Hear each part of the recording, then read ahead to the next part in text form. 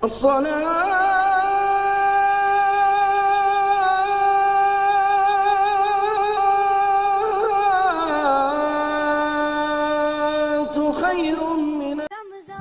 Al-Hafidz Ibnu Hajar Al-Asqalani, lahir 12 Sya'ban tahun 773 Hijriah sampai dengan 28 Zulhijjah tahun 852 Hijriah.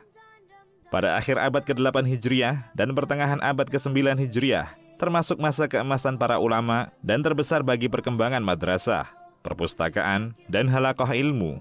Walaupun terjadi keguncangan sosial politik, hal ini karena para penguasa di kala itu memberikan perhatian besar dengan mengembangkan madrasah-madrasah, perpustakaan, dan memotivasi ulama, serta mendukung mereka dengan harta dan jabatan kedudukan. Semua ini menjadi sebab berlombanya para ulama dalam menyebarkan ilmu dengan pengajaran dan menulis karya ilmiah dalam beragam bidang keilmuan. Pada masa demikian ini, muncullah seorang ulama besar yang namanya harum hingga kini, Al-Hafidz Ibnu Hajar Al-Asqalani. Berikut biografi singkat beliau. Nama dan nasab. Beliau bernama Ahmad bin Ali bin Muhammad bin Ali bin Mahmud bin Ahmad bin Hajar Al-Kannani Al-Asqalani Al-Misri. Lihat Nazm Al-Uqiyan fi A'yanil A'yan, karya As-Suyuti. Gelar dan kunyah beliau. Beliau seorang ulama besar bermadhab Syafi'i, digelari dengan ketua para qadhi, Syekhul Islam, Hafidhul Mutlaq, seorang hafidh secara mutlak, Amirul Mukminin dalam bidang hadis, dan dijuluki Syihabuddin dengan nama panggilan, yakni kunyahnya adalah Abul Fadl. Beliau juga dikenal dengan nama Abul Hasan Ali dan lebih terkenal dengan nama Ibnu Hajar Nuruddin Asy-Syafi'i. Guru beliau, Burhanuddin Ibrahim Al-Abnasi, memberinya nama At-Taufiq, dan sang penjaga tahqiq. Kelahirannya. Beliau dilahirkan tanggal 12 Sya'ban tahun 773 Hijriah di pinggiran Sungai Nil di Mesir kuno. Tempat tersebut dekat dengan Dar An-Nuhas, dekat Masjid Al-Jadid. Sifat beliau. Ibnu Hajar adalah seseorang yang mempunyai tinggi badan sedang, berkulit putih, mukanya bercahaya, bentuk tubuhnya indah, berseri-seri mukanya, lebat jenggotnya, dan berwarna putih serta pendek kumisnya.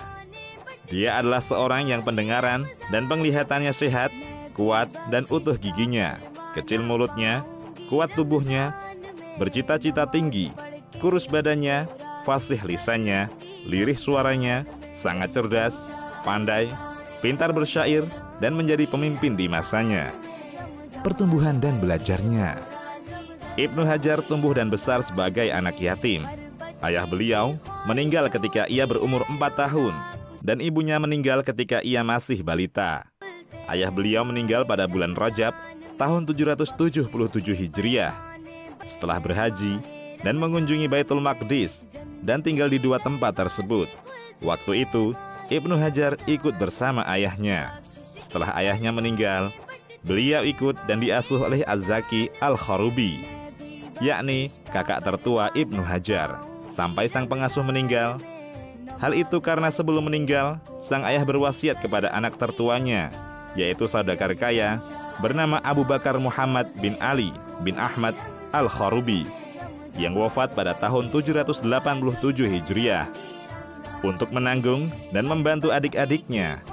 Begitu juga sang ayah berwasiat kepada Syekh Syamsuddin Ibnul Qattan, yang wafat pada tahun 813 Hijriah, karena kedekatannya dengan Ibnu Hajar kecil.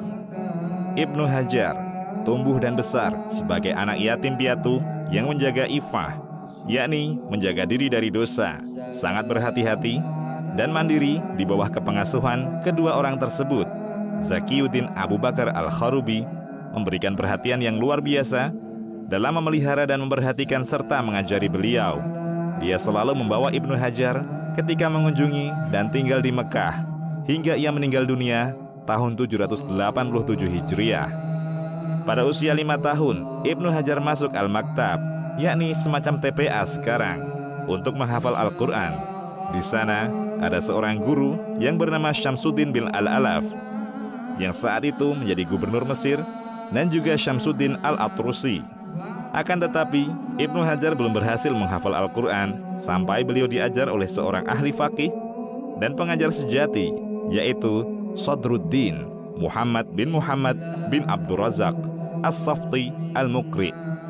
Kepada beliau inilah akhirnya Ibnu Hajar dapat menghatamkan hafalan Al-Qur'annya ketika berumur 9 tahun. Ketika Ibnu Hajar berumur 12 tahun, ia ditunjuk sebagai imam salat tarawih di Masjidil Haram pada tahun 785 Hijriah. Ketika sang pengasuh berhaji pada tahun 784 Hijriah, Ibnu Hajar menyertainya sampai tahun 786 Hijriah hingga kembali bersama Al-Kharabi ke Mesir. Setelah kembali ke Mesir pada tahun 786 Hijriah, Ibnu Hajar benar-benar bersungguh-sungguh dalam menuntut ilmu hingga ia hafal beberapa kitab-kitab induk seperti Al-Umdatul Ahkam karya Abdul Ghani Al-Maqdisi, Al-Alfiyah fi Ulumil Hadis karya guru beliau Al-Hafidh Al-Iraqi, Al-Hawi As-Saghi karya Al-Kazwinir, Mukhtasar Ibnul Hajib fil Usul dan Mulhatul I'rab serta yang lainnya. Pertama kali ia diberikan kesenangan meneliti kitab-kitab sejarah, yakni tarikh, lalu banyak hafal nama-nama perawi dan keadaannya. Kemudian meneliti bidang sastra Arab dari tahun 792 Hijriah dan menjadi pakar dalam syair. Kemudian diberi kesenangan menuntut hadis dan dimulai sejak tahun 793 Hijriah. Namun beliau belum konsentrasi penuh dalam ilmu ini kecuali pada tahun 796 Hijriah. Di waktu itulah beliau konsentrasi penuh untuk mencari hadis dan ilmunya. Saat ketidakpuasan dengan apa yang didapatkan, akhirnya Ibnu Hajar bertemu dengan Al-Hafidh Al-Iraqi, yaitu seorang syekh besar yang terkenal sebagai ahli fikih, orang yang paling tahu tentang mazhab Syafi'i. Di samping itu, ia seorang yang sempurna dalam penguasaan tafsir, hadis, dan bahasa Arab. Ibnu Hajar menyertai sang guru selama 10 tahun. Dan dalam 10 tahun ini, Ibnu Hajar menyelinginya dengan perjalanan ke Syam dan yang lainnya. Di tangan syekh inilah, Ibnu Hajar berkembang menjadi seorang ulama sejati dan menjadi orang pertama yang diberi izin Al-Iraqi untuk mengajarkan hadis. Sang guru memberikan gelar Ibnu Hajar dengan Al-Hafidh dan sangat dimuliakannya. Adapun setelah sang guru meninggal, dia belajar dengan guru kedua, yaitu Nuruddin Al-Haythami. Ada juga guru lain beliau, yaitu Imam Muhibbuddin Muhammad bin Yahya bin Al-Wahdawi. Melihat keseriusan Ibnu Hajar dalam mempelajari hadis, ia memberi saran untuk perlu juga mempelajari fikih, karena orang akan membutuhkan ilmu itu, dan menurut prediksinya, ulama di daerah tersebut akan habis, sehingga Ibnu Hajar amat diperlukan. Imam Ibnu Hajar juga melakukan rihlah, yakni perjalanan tolabul ilmi ke negeri Syam, Hijaz, dan Yaman, dan ilmunya matang dalam usia muda hingga mayoritas ulama di zaman beliau mengizinkan beliau untuk berfatwa dan mengajar. Beliau mengajar di markas ilmiah yang banyak diantaranya mengajar tafsir di Al-Madrasah Al-Husainiyah dan Al-Mansuriyah, mengajar hadis di Madarisil Babrisiyah, Az-Zainiyah, dan Asy-Syaikhuniyah, dan yang lainnya. Membuka majlis tasmi al-hadis di Al-Mahmudiyah, serta mengajarkan fikih di Al-Mayyudiyah, dan selainnya. Beliau juga memegang masyikhah, yakni semacam kepala para syekh di Al-Madrasah Al-Baibrisiyah dan madrasah lainnya. Para guru beliau, Al-Hafidh Ibnu Hajar sangat memperhatikan para gurunya dengan menyebut nama-nama mereka dalam banyak karya-karya ilmiahnya. Beliau menyebut nama-nama mereka dalam 2 kitab, yaitu Al-Mu'jam Al-Mu'assis lil Mu'jam Al-Mufahris. Kedua, Al-Mu'jam Al-Mufahris. Imam As-Sakhawi membagi guru beliau menjadi 3 klasifikasi. Pertama, guru yang beliau dengar hadis darinya, walaupun hanya 1 hadis. Kedua, guru yang memberikan ijazah kepada beliau.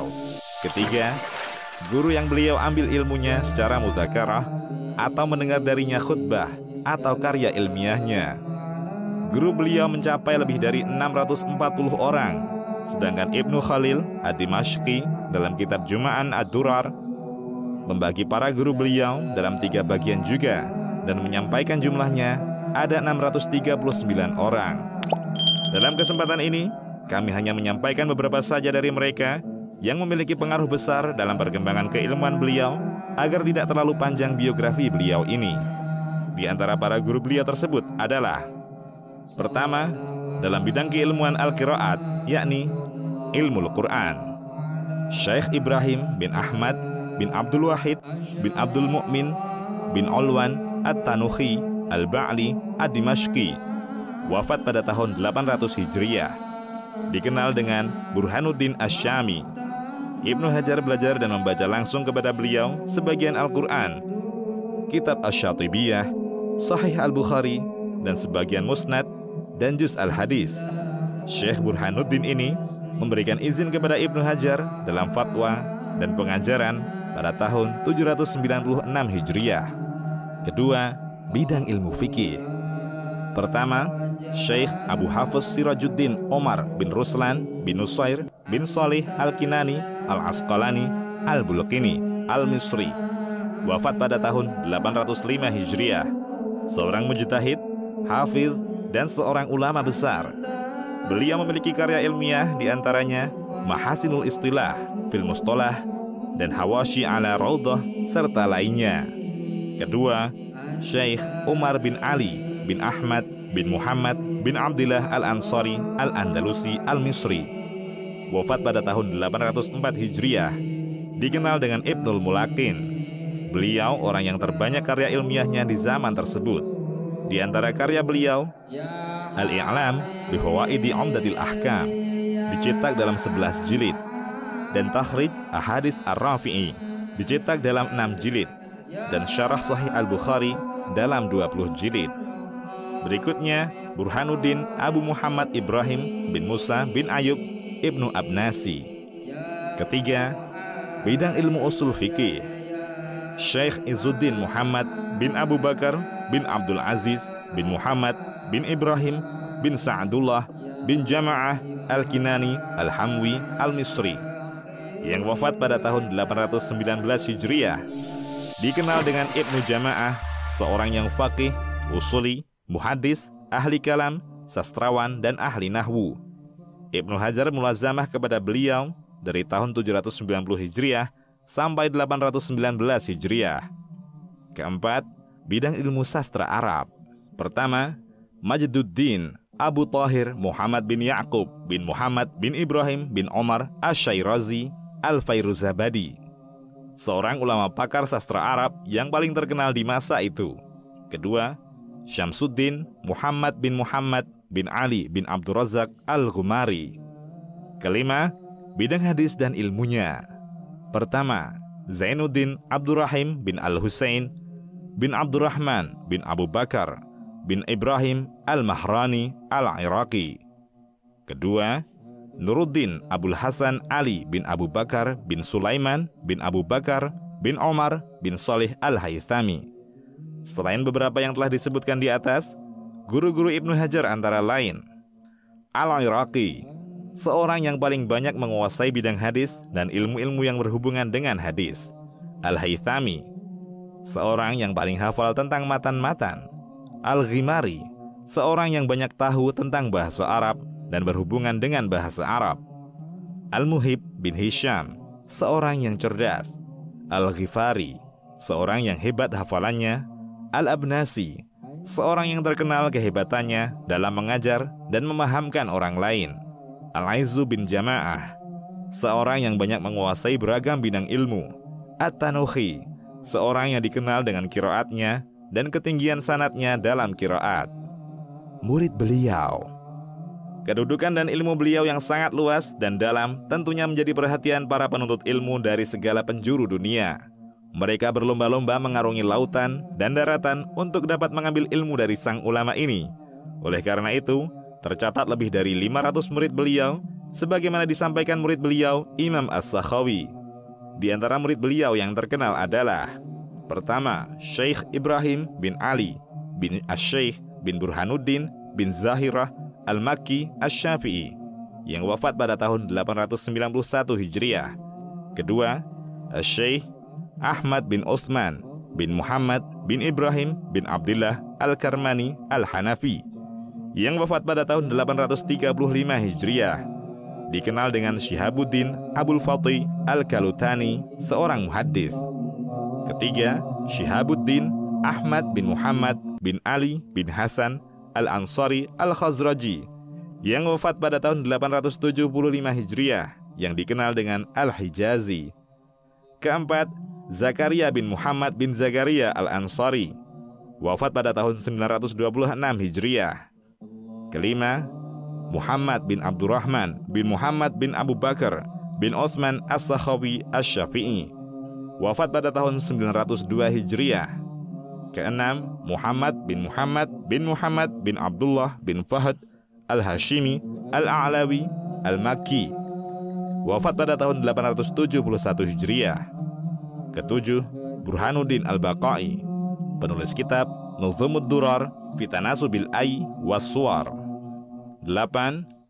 Ibnu Al-Haidari. 9. At-Tafi bin Fahd Al-Makki.